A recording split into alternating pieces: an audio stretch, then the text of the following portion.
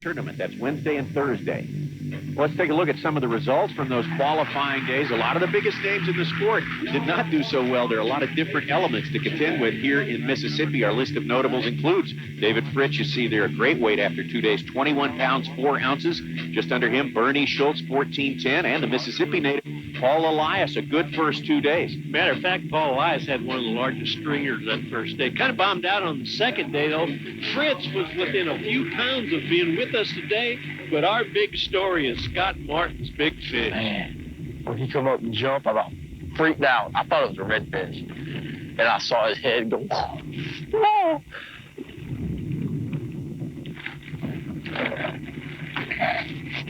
Another fish. Another good one.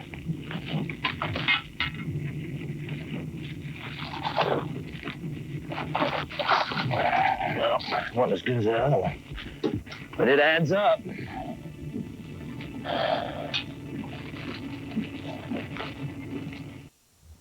I'm just hoping this tide leaves. I can already tell if it don't.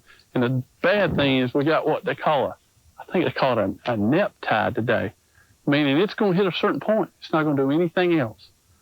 And that's not good. Ooh, there's one. Marty Stone, as we mentioned, having a great year. What makes him so good, and why is he doing so well this year? You know, I think he's just a real consistent angler, and he fishes crankbaits very well. Of course, again, this is a lipless crankbait, and Marty's idea of the right presentation is to actually hang that lure up in the grass, and then he will jerk it and pull it off the grass. And if a fish is right there in the area, he sees it jump off that grass, and boy, he's all over it. See, they're still not eating it yet, though. He had it on the side of the mouth, outside of the mouth. They're just swatting at it. But think about this. We just come down through this area a second ago. Nothing. Now we come down through here, catch 2 fish. Marty's fishing grass. Carver's fishing wood. They're 100 miles apart, but they're still looking for cover. There he is. Oh, yeah.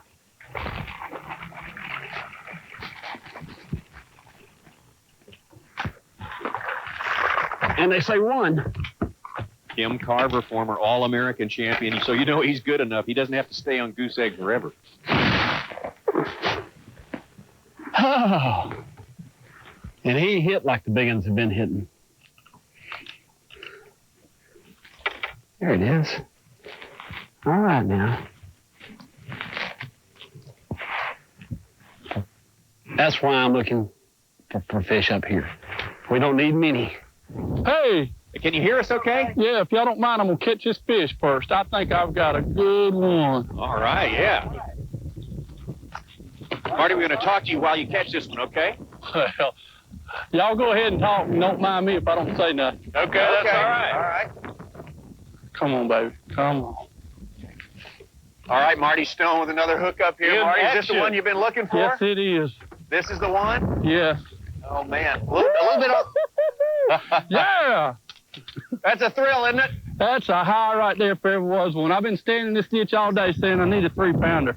It's not quite 3, but 2.5 to count in my book any day of the week. Well, you know, you guys are catching lots of small fish, lots of 14, 15-ounce fish, and everyone says every day, you know, if I could just get one really good one, and maybe Marty's done it here. Yeah, Marty, how much more time do you have to fish, realistically? Well, I got about an hour and a half, and I tell you what, it's been a frustrating deal for me so far today.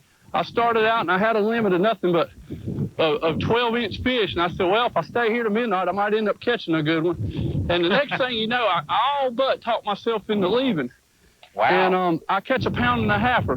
Now I catch another 1.5 pounds, so they're growing up on me. All right. Hey, you know what, Marty, while you're on that subject, this is all about decisions, and you just hit on something there that's really important. You're right on the verge of making a decision that might have just wiped you out. Back up to that point. Boy, that's a great point there, Jerry. I tell you what, the last 2 tournaments I've had on the FLW Trail, it's all been about making good decisions, and you get in those grooves, and you're right. The difference in winning and losing a lot of time is the decision you make, whether to leave, whether to stay. It was pretty funny. The second day of the tournament, I only had an hour and a half to fish up here. I'm out of breath, pardon me. But I only had about an hour and a half to fish once we made this massive run. Went through one of the better areas my roommate and myself, Gerald Swindle, found. Fished 30 minutes. Didn't get a bite. I had another little area I was going to go check out. I turned out of there and I saw, man, the fog is just covered up. I come into this area I'm at now. Never been in here a minute in my life. Gerald, the last day of practice, found these fish in about the last 45 minutes of practice. He said, Stoney, you get in a bind, let's go in there and take a look at it. He got 2 or 3 little bites. We really didn't know what we had, so I said, it's closer to the ramp. I won't have to fight the fog. I come in here, I catch 10, 50 minutes. Yesterday, I come in here and caught what I had in about another 50 minutes to an hour. So it's all about decisions. And so far, I made a couple good ones. Well, tell us a little bit about you and Gerald Swindell. Well, I'm going to tell you what, we've been roommates now. It's sort of funny. We started rooming, the very first tournament that we started rooming together was Beaver Lake, the one that he won.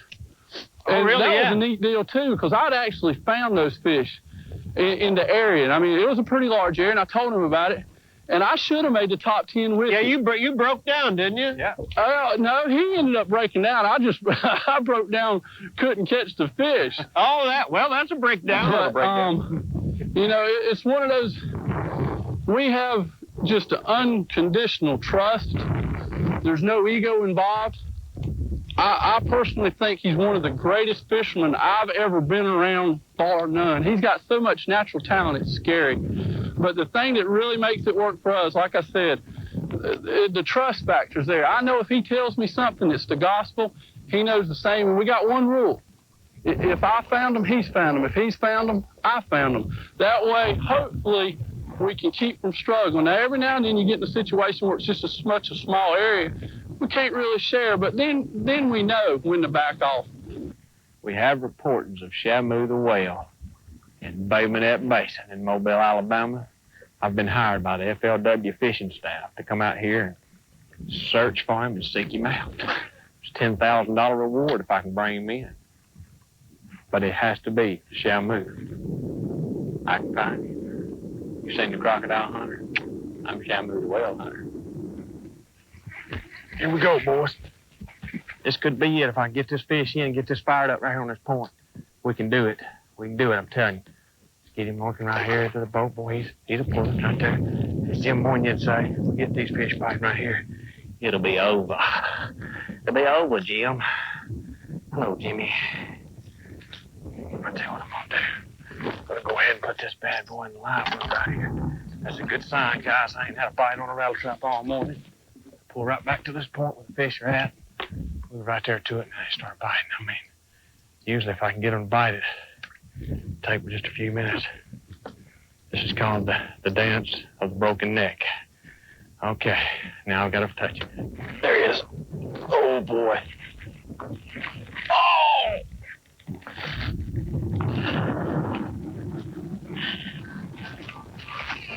Felt good.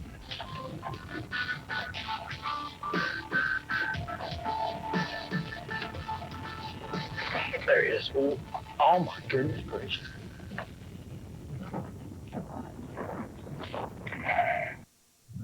Welcome back. It's the Walmart FLW Tour. This week's stop on the Mississippi Gulf Coast. We are watching our leader, Scott Martin, fishing in a place called Johns Bend in Mobile Bay. It's on the Blakely River, just north of the Highway 10 bridge, and he keeps putting more fish in the box. Man, they make me nervous. They help me a little bit. Some buddies of mine that live around here, they know they can watch from that pier, so what better place to be? It's kind of cool. Everybody hooting and hollering when they catch one. Pretty neat. There's one. Ooh. This is a bass. It's going to be another big one. Feels like a redfish, though. I can't tell. Oh, my goodness gracious. Oh, my goodness gracious. Oh, my goodness gracious.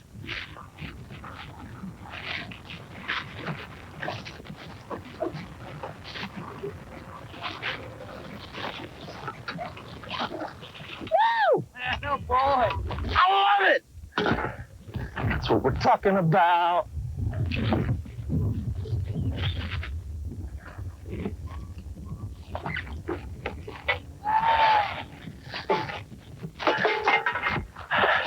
fan club. I got chills going up and down my back, my neck, my back and my neck.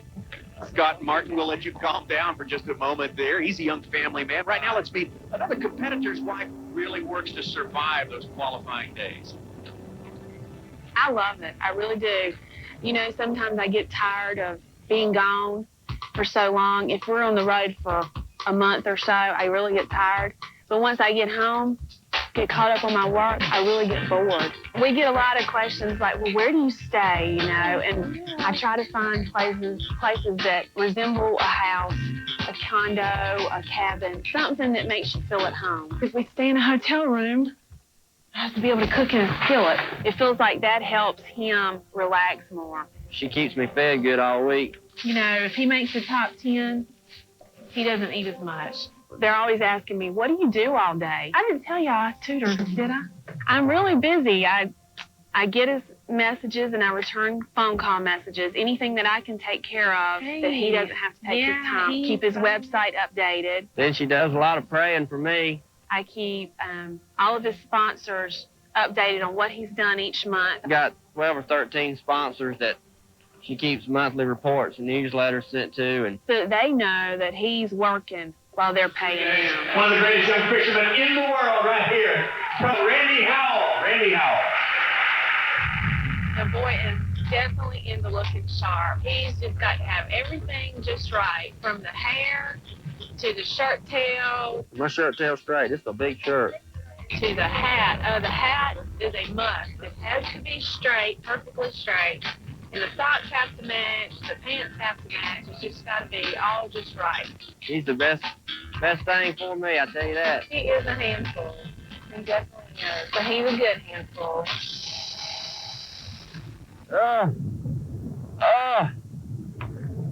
Think he's gonna make it? Oh. I hope that doesn't happen to us.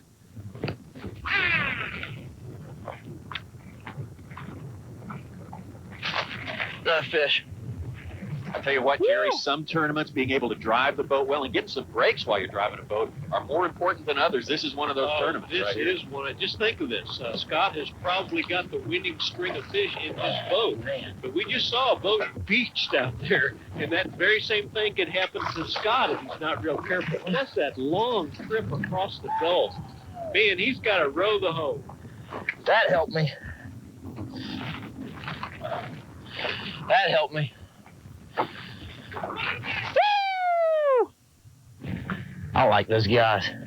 Hey, you can like just about anything when you're lapping the field like Scott Martin is. And, you know, it's going to be really tough for anybody to catch Scott because this deep waters do not produce lots of big fish. And I think Slowly getting there. the only big fish, so he's going to be a hard guy to beat.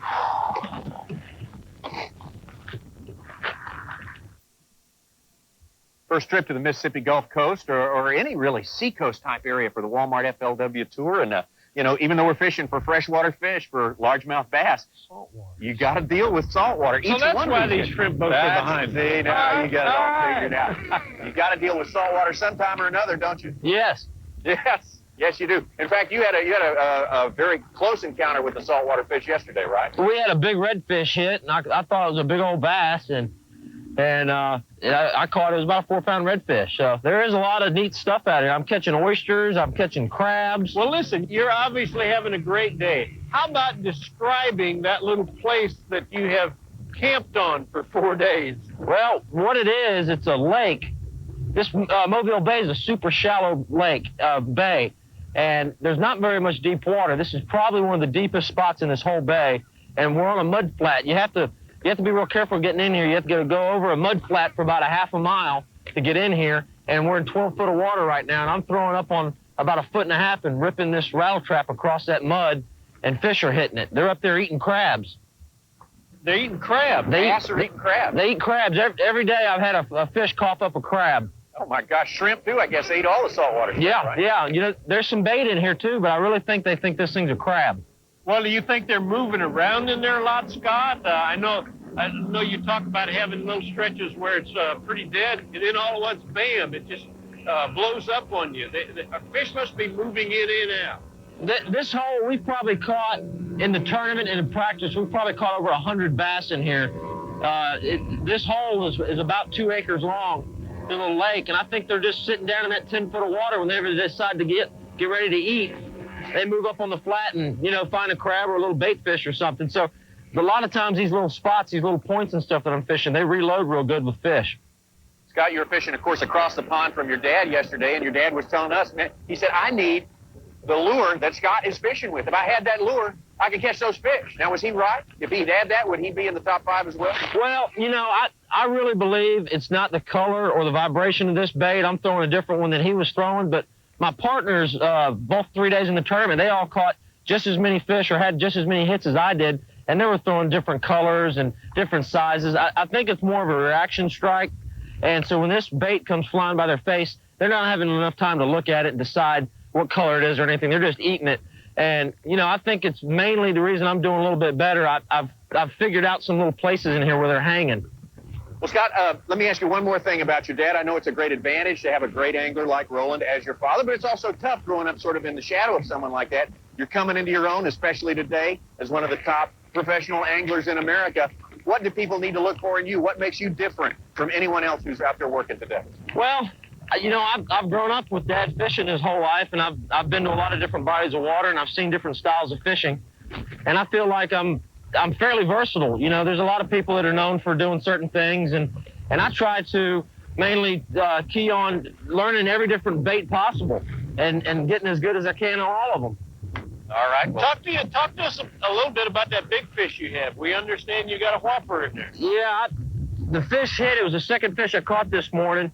And like I said, I caught a 4-pound redfish yesterday, and that fish hit, and it didn't jump really at first. And I said, oh, it's got to be a redfish. And then it come up and jumped, and the mouth was just humongous on it. I don't really want to tell you how big it is. I'll let you see when we get there, but it's a huge one.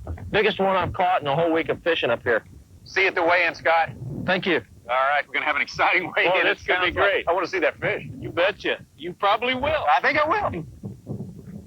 Well, things have been fast and furious for Scott Martin. This is the other end of the spectrum here. Slow, deliberate. Takes so much patience to do what Rob Kilby's been doing today.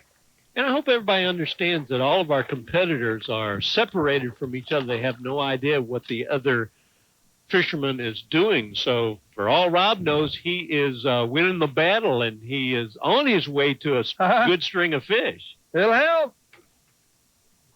Made me work way too hard for it, though. Scott's gonna win it.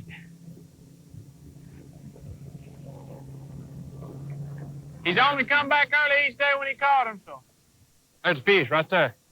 That's a big one, too, son. If that's a bass, this is going to help right here. That's a bass. That's a good one. Come on, baby. Stay buttoned up. Come on. Come on. Come on. Come on. Come on. Come on. Come on. Oh, barely hook. Barely hook. Barely hook. Don't do it. Don't do it. Barely hook. Yes. It ain't over, son. The fat woman ain't singing.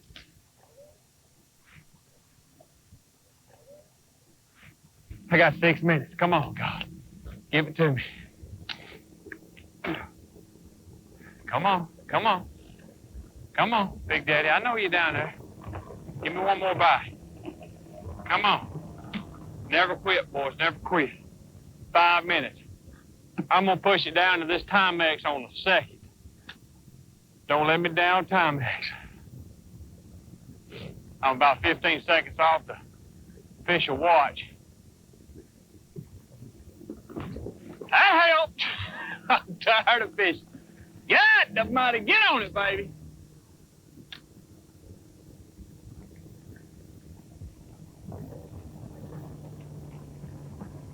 Oh, he hit it. Oh, man, I got a bite. I got a bite. I got a bite. Man, he hit it.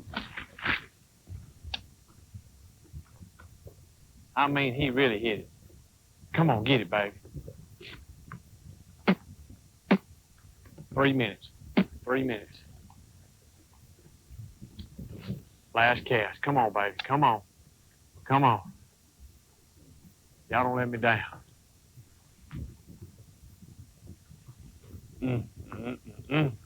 Like to put it off right there. We better let them eat, boys. That's all the time we got for today's show. Let's do it. Let's drop them down. We got to go. Come on, come on, come on, come on. We got to go. Come on. Well, in case you were wondering whether Gerald Swindle gets a little calm and mellow at the end of the day, I think that's your answer right there. What a guy. What energy.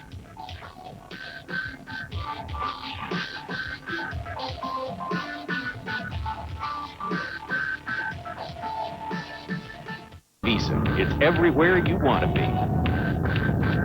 As you watch today's weigh-in, please be aware that we have no losers here. These guys beat at least 170 other fishermen getting to this day. And our shootout weigh-in already has shot down Tim Carver and has Marty Stone in the lead with Swindell at the scale. 3.9 is what he's looking for. Looking at his buddy.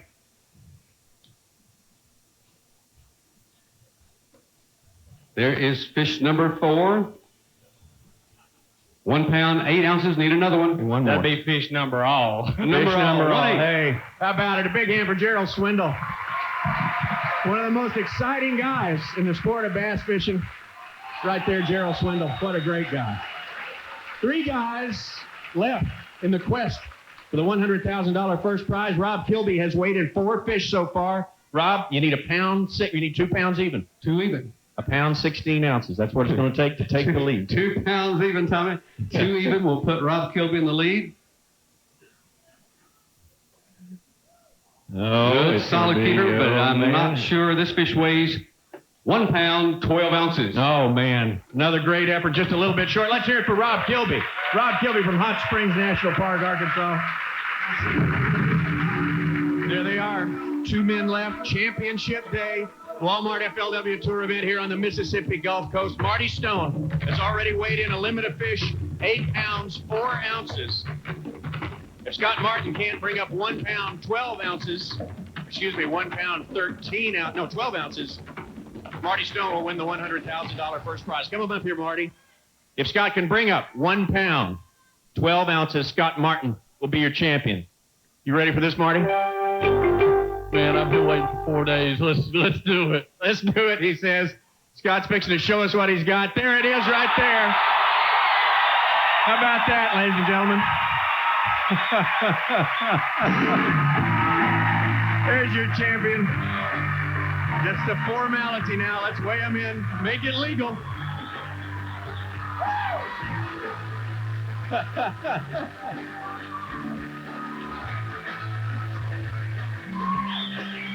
Grab yourself a picture.